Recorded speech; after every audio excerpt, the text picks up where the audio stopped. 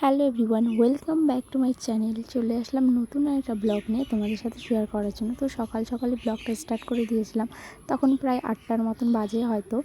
তারপর আমার বর কাজে যাওয়ার জন্য বেরিয়ে গেল, আর আমি ওকে একটু রাস্তা দিয়ে ছেড়ে দিয়ে আসলাম। আর আমাদের এখানে প্রচণ্ড বৃষ্টি হচ্ছিল, আর দেখো কত জল জমে গেছে আমাদের বাড়ির পেছনের মাঠটা। চলো, অনেক তো জল দেখে নিলাম, এবার তো আমাকেও রান্নাও করতে হবে, তাই না? চলো দেখি রান্নাঘরে গিয়ে কী রান্না করা যায় আজ। তো এই তো আমার সব সবজি কাটা হয়ে গেছে, এদিকেও পটল কাটাও হয়ে গেছে, আর এদিকে আমি ডালটা বসিয়ে দিয়েছিলাম। এখন ডালটা যে ফোড়ন দিয়ে দেব। এই দেখো, পেঁয়াজ, রসুন আর শুকনো লঙ্কা আর জিরে দিয়ে ফোড়ন দিয়ে দিয়েছি ডালটা প্রায় হয়ে গেছে। এবার নামিয়ে পটলটা বসিয়ে দেব। তো পটল ভাজা, আর এখানে বসিয়েছিলাম তোমার নিরামিষ একটা সবজি, কুমড়ার ডোগা দিয়ে, খুব ভালোই লাগে। তারপর কাজের ফাঁকে একটু ঘরে চলে আসলাম, আর আমার থোবড়াটা একটু তোমাদেরকে দেখিয়ে দিলাম। তো আমার রান্না প্রায় হয়েই গেছে। চলো, আমার সব রান্না কমপ্লিট, এবার তোমাদেরকে দেখিয়ে দিই। তো ডাল, পটল ভাজা, আর এই যে নিরামিষ তরকারিটা। দেখতে সুন্দর না হলে খেতে ভালোই হয়েছিল। তারপর আমি একটু বাইরে বেরিয়েছিলাম, আমার শাশুড়ি ভাত খেয়ে থালাটা ধুচ্ছিল। আমার কিন্তু সব রান্না কমপ্লিট করার পর আবার আমার শ্বশুরমশাই চলে গেছিলো মাছ নেওয়ার জন্য। মাছওয়ালা এসেছিলো, তো এত দূরে চলে গেছে আমার শ্বশুর। তারপর মাছওয়ালাটাকে এদিকে আসতে বললো, আর এই যে আমাদের মেহমানটাকে আগে ওকে মাছটা দিয়ে ওকে আগে শান্ত করলো, আর ও ম্যামাও করতেই থাকে। আর দেখো খুব সুন্দর সুন্দর মাছ আনে এই দাদাটা, আর আমরা নিয়ে নিলাম চিংড়ি মাছ। তো চিংড়ি মাছ নেওয়া আমাদের হয়ে গেছে, এবার আবার রান্না করতে হবে। এই যে চিংড়ি মাছটা আমার শাশুড়ি মা কেটে দিচ্ছিল, কেটে ধুয়ে। দেখো, আর এদিকে আমার সব মশলা বাটাও কমপ্লিট হয়ে গেছে চিংড়ি মাছের কারি করব বলে। এই তো হলুদ আর লবণ দিয়ে মাখিয়ে নিয়েছি মাছটা, এবার হালকা করে একটু ভেজে নেব।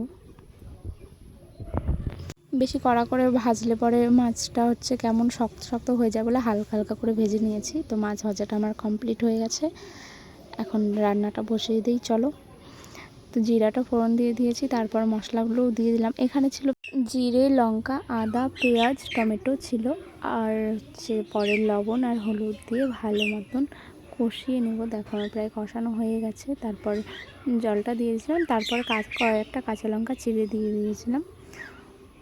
ভালো মতন ফোটার পর তারপরে আমরা নামিয়ে নেব। তো এটা আমার রান্নাটা প্রায় হয়ে গেছে। তাই তো চলো তোমাদেরকে একটু দেখিয়ে দিই এটা নামানোর পর দেখতে কেমন লাগছে। মাছগুলো দেখাই যাচ্ছে না বলে আমি একটু নেড়ে তোমাদেরকে দেখিয়ে দিলাম।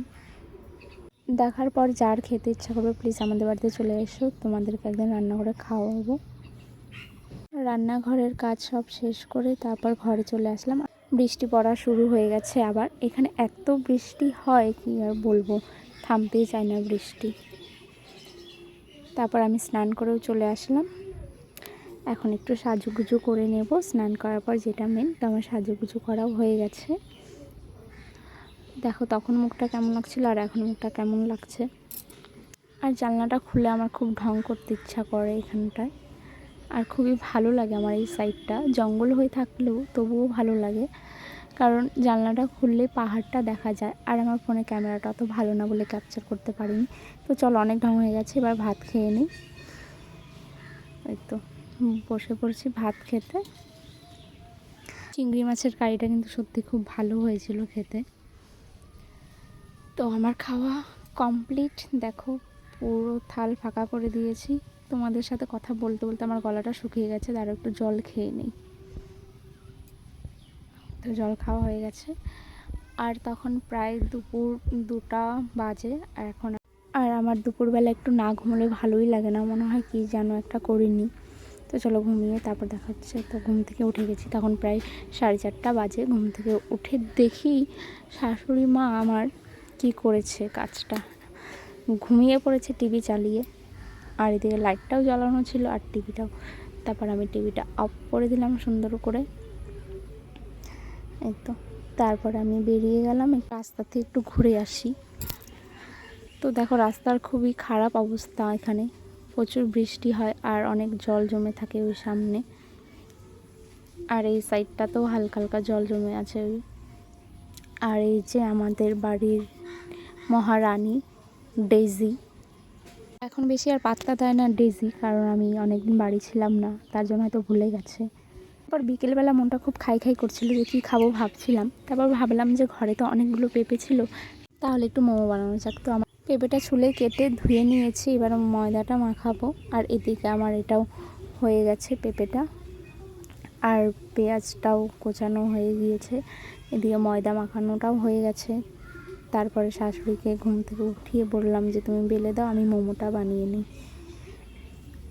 তো এখন মোমোটা বানাবো আমি, দেখো। আর আমার শাশুড়ি মা যেরকম করে পেরেছে ওরকমভাবেই ক্যামেরাটা ধরে দিয়েছিল, তবুও ভালোই হয়েছে, ক্যামেরাটা ধরা অত খারাপ হয়নি।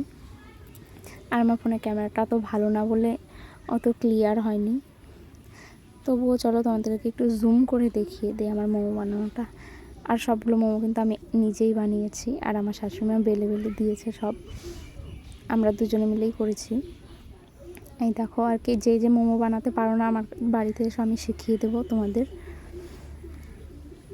আর দেখে বলো যে কেমন হয়েছে, আমি বানাতে পারি কি না।